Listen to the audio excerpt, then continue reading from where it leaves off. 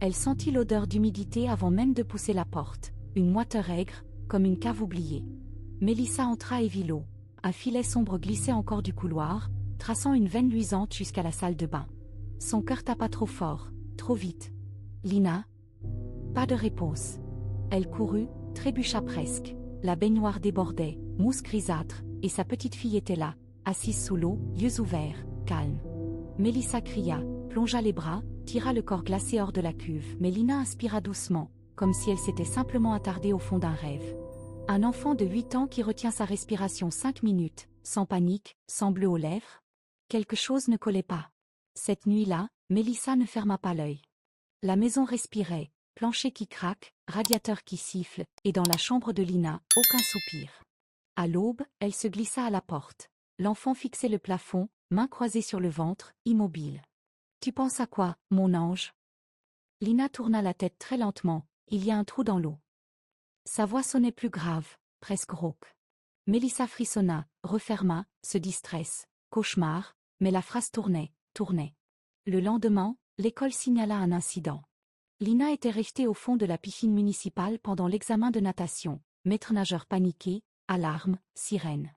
Pourtant elle était sortie seule, lisse, souriante. L'eau est tiède, j'aime écouter ce qu'elle raconte. Les autres enfants pleuraient encore. Lina riait. Mélissa chercha des explications rationnelles, appela le pédiatre, bilan parfait. Elle voulut croire que tout irait bien, jusqu'au soir. Dans le salon, Lina s'assit face au mur, dos à la télé. La lumière des lampadaires coupait son ombre en deux. Elle chuchotait. Mélissa tendit l'oreille. Ce n'était pas du français. Pas même une langue. Des gargouillis lointains, comme une rivière avalée par la gorge. Avec qui tu parles? Lina sourit, lèvres fines, avec ceux qui attendent derrière la surface. Plus tard, Mélissa appela son frère Lucas, spéléologue, l'homme qui connaît la peur des cavités. Quand il entendit l'histoire de la baignoire, il pâlit. Tu sais que sous notre quartier, il y a des galeries inondées? Ancien puits de craie, fermé depuis 50 ans. Il proposa de descendre voir.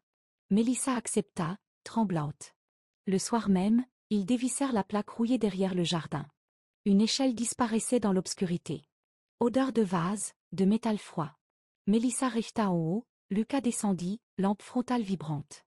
10 mètres, 20, silence. Puis un cri bref, arraché, coupé net. Plus de lumière, plus de voix. Mélissa hurla son nom, aucun écho, juste un glouglou épais, puis un chuchotement qui montait, montait le long du puits. Elle recula, referma la plaque, ploua les abords de planche. Mais la voix continuait, à travers la terre. Laisse-nous passer, tu nous as déjà ouvert la porte.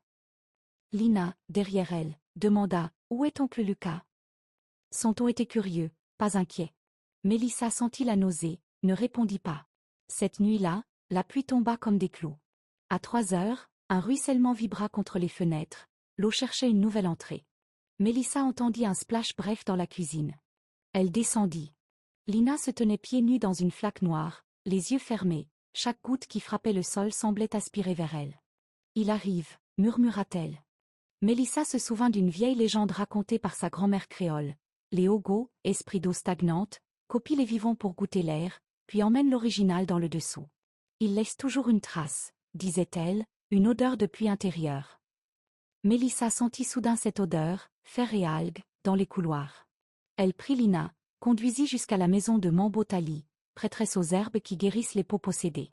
Tali regarda l'enfant, fronça les sourcils. Elle a 2 ombres, chérie. L'une chante, l'autre boit. Rituel, bougie, bol d'eau bénite. Tali ordonna à Lina de se pencher. L'eau miroita, puis s'assombrit. Un reflet différent apparut, sourire grand comme une blessure. Tali recula, il est déjà trop ancré. Pour le déloger, il te faut descendre de l'autre côté. Comment? Par le même trou qu'il a emprunté. Mais souviens-toi, n'appelle jamais le double par son nom humain, ou il deviendra réel. Appelle l'enfant vrai, avec le nom que toi seul connais. Mélissa comprit qu'elle devait retourner au puits. À minuit, lune voilée, elle souleva la plaque. Lina la suivait, silencieuse.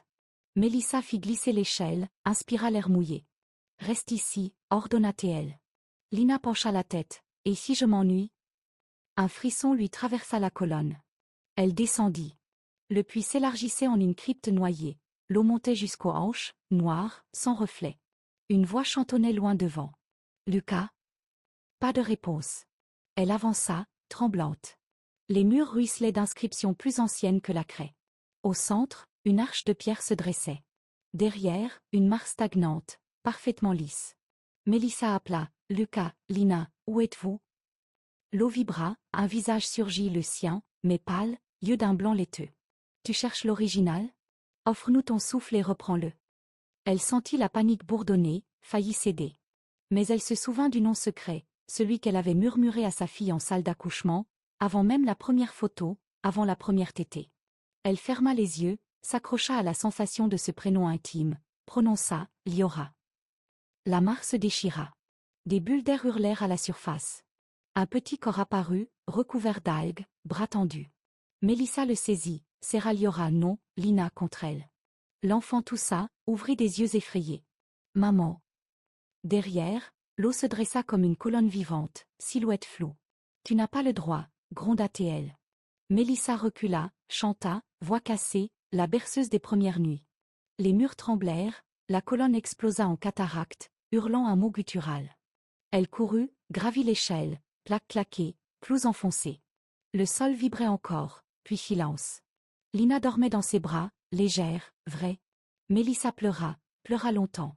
Depuis, 3 semaines ont passé. Lina rit de nouveau, mange des gaufres, déteste toujours les épinards. Pourtant, quand Mélissa se douche, elle jurerait sentir une main froide frôler son dos. Un soir, le miroir de la salle de bain embua d'une vapeur qui forma 2 mots. Pas fini. Elle essuya d'un revers sec. Rien. Mais l'eau coulait toujours, même après avoir fermé le robinet. Alors elle raconte, espérant que quelqu'un comprenne.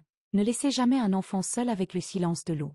Écoutez son odeur, observez son ombre. Car certaines surfaces n'aiment pas qu'on les traverse sans payer. Dites-nous d'où vous écoutez cette histoire, et restez abonnés pour avoir la suite et d'autres vidéos.